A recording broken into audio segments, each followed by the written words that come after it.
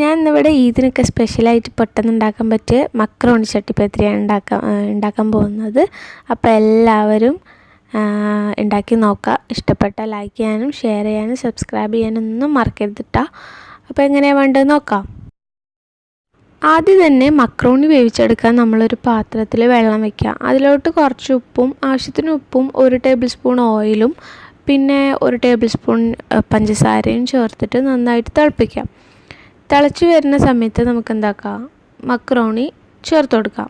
ഞാനിവിടെ ഒരു 3 മുട്ടയ്ക്കാണ് ഇത് ഉണ്ടാക്കാൻ പോകുന്നത്. അപ്പോൾ അതിനാവശ്യമായിട്ട് ഒരു 1/2 കപ്പ് മുതൽ 3/4 കപ്പ് വരെ മക്രോണി എടുത്താൽ മതി ട്ടോ.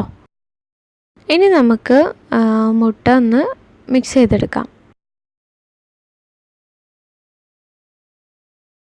ഇനി നമുക്ക് അതിലേക്ക് ഒരു 4 ടേബിൾ സ്പൂൺ മുതൽ 5 വരെ നമുക്ക് പഞ്ചസാര ചേർത്ത് കൊടുക്കാം.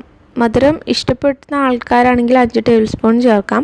അല്ല മധുരം മീഡിയം മധുരം മതിയെങ്കിൽ ഒരു 3.5-4 ടേബിൾ സ്പൂൺ മതി. അപ്പോൾ അതിലേക്ക് കുറച്ച് ഉപ്പും ഏലക്കായൻ്റെ പൊടിയും കൂടിയും ചേർത്ത് കൊടുത്തിട്ട് ഒരു 1/4 ടീസ്പൂൺ ഏലക്കായൻ്റെ പൊടി മതി. അതും കൂടി ചേർത്ത് കൊടുത്ത് നന്നായിട്ട് മിക്സ് ചെയ്ത് കൊടുക്കാം. എന്നിട്ട് ഇതവിടെ മാറ്റി വെച്ചിട്ട് നമ്മൾ മക്രോണി വെന്തോ ഇല്ലേ നോക്കാം. ഇതിപ്പോൾ ആവശ്യത്തിന് വെന്ത് വന്നിട്ടുണ്ട്. ഇനി നമുക്കതൊരു അരിപ്പയിലോട്ട് മാറ്റാം. ഇതിൻ്റെ കൂടെ തന്നെ ഞാൻ കുറച്ച് സേമിയ, ഞാനിപ്പോൾ 2 ടേബിൾ സ്പൂൺ സേമിയാണ് എടുത്തത്. ഈ വെള്ളത്തിൽ തന്നെ നമുക്ക് സേമിയയും കൂടി വേവിച്ചെടുക്കണം. അപ്പോൾ ഇതിൻ്റെ ടേസ്റ്റ് നമ്മൾ ആ കോഴിക്കോടൻ ചട്ടിപ്പത്തിരി കഴിക്കുന്ന ഏകദേശം അതേ ടേസ്റ്റ് തന്നെയാണ്. ഇനിയിപ്പോൾ ഈ സേമിയ വേവുമ്പോഴേക്കും നമുക്ക് അണ്ടിപ്പരിപ്പും മുന്തിരിയും വഴച്ചെടുക്കാം. അതിനായിട്ട് നമ്മൾ 1 ടേബിൾ സ്പൂൺ നെയ്യ് ചേർത്ത് കൊടുക്കാം. അതിലോട്ട് കുറച്ച് അണ്ടിപ്പരിപ്പും കിസ്മിസും മുന്തിരിയും അത് നിങ്ങളുടെ ഇഷ്ടത്തിന് അളവൊക്കെ എടുക്കാം കേട്ടോ.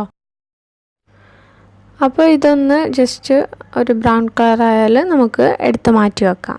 എന്നിട്ട് നമ്മൾ ഈ എന്താക്കാം, ഈ മക്രോണിയിലേക്കും സേമിയയിലേക്കും നമ്മൾ ഈ മുട്ട മിക്സ് ചെയ്ത് വെച്ചിട്ടില്ലേ അത് ചേർത്തിട്ട് ഒന്ന് ഇളക്കി കൊടുക്കുക.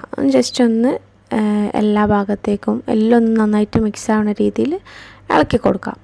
നമ്മളെ പാൻ ഓൾറെഡി ചൂടായിരിക്കുമല്ലോ, അപ്പോൾ ഫ്ലെയിം ഓഫ് ചെയ്തിട്ട് വേണം ഇത് ഒഴിക്കാൻ വേണ്ടിയിട്ട്. എന്നിട്ട് ഒഴിച്ച് ജസ്റ്റ് ഒന്ന് അങ്ങനെ നന്നായിട്ടൊന്ന് സെറ്റാക്കിയതിന് ശേഷം നമ്മൾ ഫ്ലെയിം ഓണാക്കുക.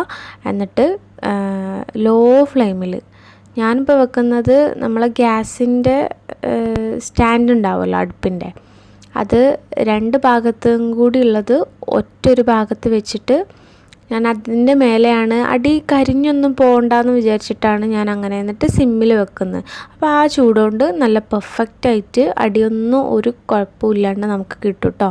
ഇനി നമുക്ക് എന്താക്കാം, അതിൻ്റെ മേലെ നമ്മൾ നേരത്തെ വറുത്ത് വെച്ച അണ്ടിപ്പരിപ്പ് മുന്തിരി ഉണ്ടല്ലോ, ജസ്റ്റ് ഒന്ന് മൂടി വെച്ച് ഒരു 2-3 മിനിറ്റ് കഴിഞ്ഞാൽ കേട്ടോ, അതൊന്ന് ജസ്റ്റ് ഒന്ന് സെറ്റായാൽ നമുക്കതിൻ്റെ മേലെ വെച്ചിട്ട് ഒന്ന് അടച്ച് വെച്ചിട്ട് വേവിച്ചാൽ ഇതാ പെർഫെക്റ്റായിട്ടുള്ള നമ്മളെ മക്രോണി ചട്ടിപ്പത്തിരി കിട്ടി.